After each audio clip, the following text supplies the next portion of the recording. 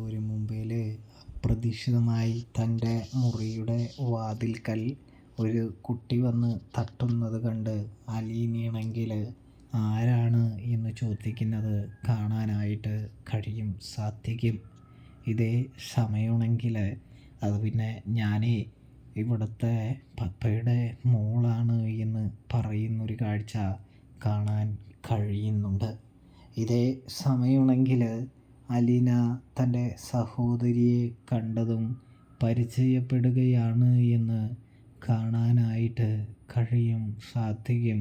പ്രേക്ഷകരെ, പ്രിയ കൂട്ടുകാരെ, പരിചയപ്പെട്ട് കൊണ്ട് തന്നെ അവരിങ്ങനെ നിൽക്കുന്ന സമയം അവിടെ വലിയൊരു പൊട്ടിത്തെറി ഉണ്ടാക്കാൻ റീത്ത അവർക്കിടയിലേക്ക് കടന്നു കയറുന്നൊരു കാഴ്ച കാണാനായിട്ട് സാധിക്കുന്നുണ്ട്.